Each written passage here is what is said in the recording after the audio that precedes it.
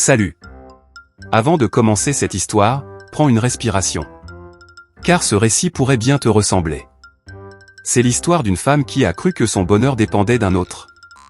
Mais qui va découvrir que la vraie liberté, c'est d'aimer sans se perdre. Alors, reste jusqu'à la fin, tu comprendras pourquoi parfois, il faut d'abord se retrouver soi-même pour mieux aimer. Et si cette histoire te touche, abonne-toi, car d'autres récits comme celui-ci t'attendent. Les ailes de Maya. Le soleil s'était levé timidement sur la petite ville de Kambala. Les premières lueurs rosissaient les collines et faisaient miroiter les toits de tôle encore perlés de rosée. Maya, elle, était déjà debout. Elle préparait le café de Jonas, son mari, comme chaque matin, sans un mot, les gestes mécaniques. Dans sa poitrine, il n'y avait plus que ce vide, cette attente qui la rongeait depuis des mois. Jonas, autrefois tendre et rieur, s'était peu à peu éloigné. Il rentrait tard, distrait, souvent absent même quand il était là. Et Maya, au lieu de vivre, s'était mise à surveiller. Elle comptait les heures, les messages, les silences. Son bonheur tout entier s'était emmuré dans un seul mot, lui. Un jour, alors qu'elle attendait encore son retour, un vent violent se leva, balayant les feuilles de la cour. Elle se réfugia dans la petite case de sa grand-mère, à côté de la maison. Là, suspendu au mur, un vieux cadre attirait toujours son regard, une photo sépia où l'on voyait sa grand-mère à Disatu, jeune, souriante, un panier sur la tête, libre. Maya se souvint alors d'une phrase qu'elle lui répétait souvent. « Ma petite, n'attache pas tes ailes à quelqu'un d'autre. S'il tombe, tu tombes aussi. » Ces mots, à l'époque, lui paraissaient mystérieux. Mais ce soir-là, dans le silence troublé par la pluie, elle en sentit la vérité brûlante. Elle avait cessé de voler. Les jours suivants, Maya se mit à marcher seule au bord du fleuve après le travail.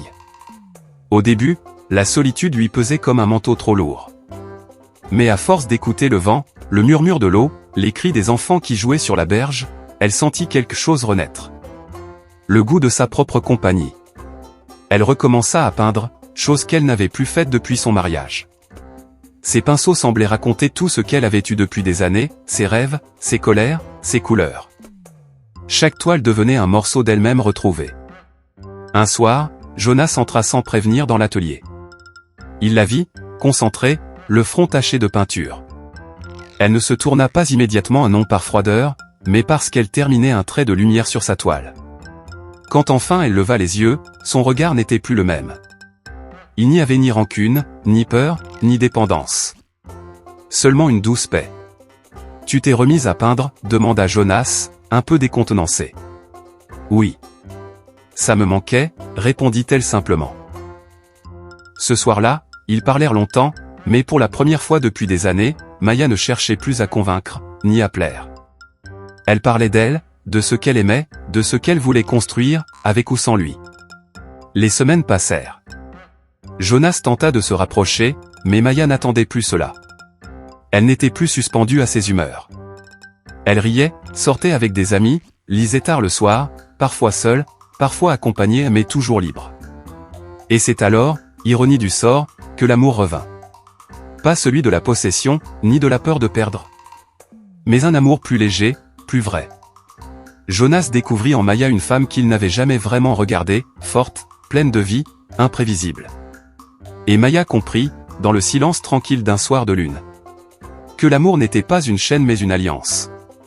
Deux êtres complets, côte à côte, non pour se remplir, mais pour partager ce qu'ils ont déjà. Un matin, en rangeant ses toiles, Maya en trouva une inachevée. Deux oiseaux peints sur fond d'or, liés par un fil de soie.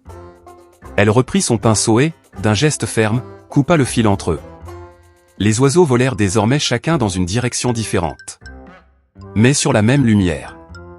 Elle sourit, essuya une larme et murmura. « Voilà. C'est ça, aimer sans se perdre. » Depuis ce jour, quand les jeunes filles du village viennent lui confier leurs peines d'amour, Maya les écoute avec douceur. Puis elle leur dit, comme un secret de femme à femme. Ne fais jamais dépendre ton bonheur de quelqu'un d'autre. Car ton cœur, c'est ton premier pays. Et si tu en perds la clé, nul ne peut te la rendre. Et tandis que le vent caresse les rideaux de son atelier, les toiles de Maya s'emplissent de couleurs éclatantes. Comme si enfin, elle avait retrouvé ses ailes. Les années passèrent. Maya exposa ses œuvres à Kinshasa, à Lomé, à Cotonou.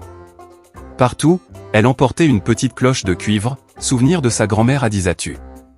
Chaque fois qu'elle se sentait seule ou fatiguée, elle la faisait tinter doucement. Le son clair lui rappelait.